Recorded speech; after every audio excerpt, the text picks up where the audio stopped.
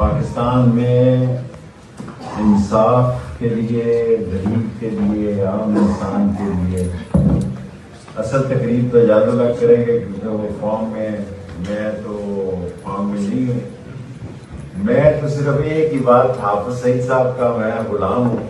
मैं हाफिज सईद साहब की वजह से सारी मेरे टेलीफोन में से हाफिज सईद साहब का नंबर निकल आया अमेरिका में, और उन्होंने मुझे अमेरिका से निकाल दिया कि हाफिज सईद का नंबर इस बंदे के फोन में। आप मुजाहिद लोग हैं, अजीम लोग हैं, आपने अपनी जिंदगियां वक्फ की हैं इस पाकिस्तान के लिए, और हम भी इंशाअल्लाह ताला हाफिज सईद साहब के साथ हैं। हम भी काला काला रसूलुल्लाह का आलम बुलंद रखेंगे। इजाजुल्लाह हमारे भाई हैं, हमारे इनसे बिल्कुल भाइयों जैसे तल्लुकात हैं। सोचिए क्या होगा उस देश का जिस देश का पूर्व गृह मंत्री एक आतंकी का गुलाम हो।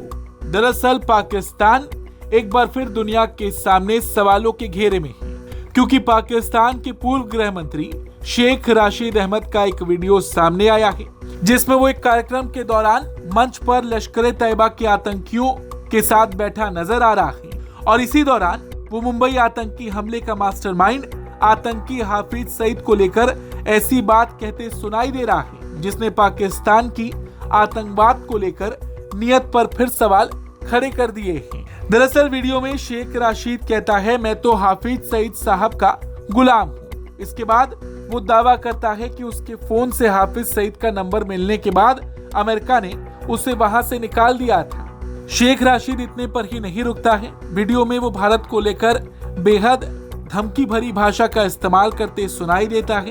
इसके आगे वो भारत के खिलाफ कार्रवाई की बात करते हुए कहता है कि अगर हिंदुस्तान ने पाकिस्तान की तरफ देखा तो अल्लाह उसे नेस्तनाबूद कर देगा।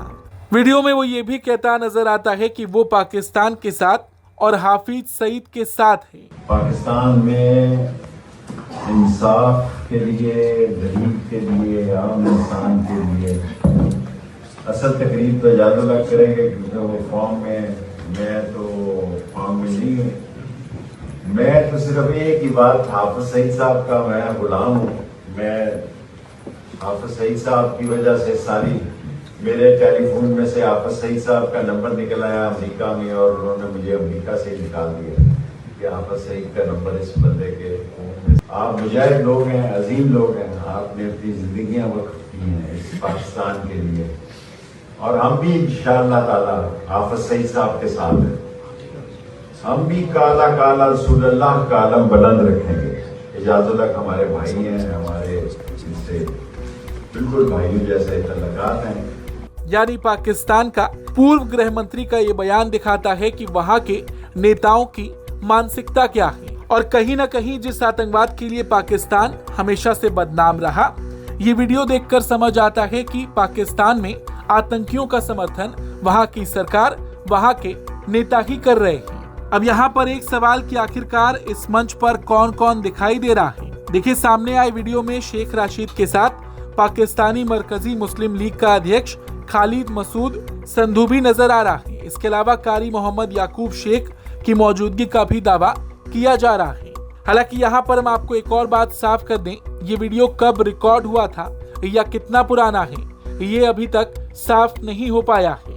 हालांकि रही बात आतंकी हाफिज सईद की, जिसके गुलाम खुद पाकिस्तान के पूर्व गृह मंत्री हैं, तो आपको बता दें हाफिज सईद लश्कर तैयबा का संस्थापक है और 26 से 11 मुंबई आतंकी हमलों का मास्टरमाइंड है। इतने संगीन आरोपों के बाद भी हाफिज सईद पाकिस्तान में खुलेआम रहता है। पाकिस्तान सरकार और पाकिस्तानी सेना का उसको पूरा समर्थन है। वहीं अगर शेख राशिद की बात करें तो उसका नाम इससे पहले भी हाफिज सईद और लश्कर से कथित संबंधों को लेकर विवादों में रहा। 2012 में अमेरिका ने उससे हाफिज सईद और लश्कर से कथित संबंधों को लेकर पूछताछ की थी। हालांकि उस वक्त उसने इन आरोपों से इनकार कर दिया था, लेकिन जैसा कि इस वीडियो में उसने खुद ये बात कबूली कि उसके फोन से हाफिज सईद का नंबर मिलने के बाद अमेरिका ने उसे वहां से निकाल दिया था।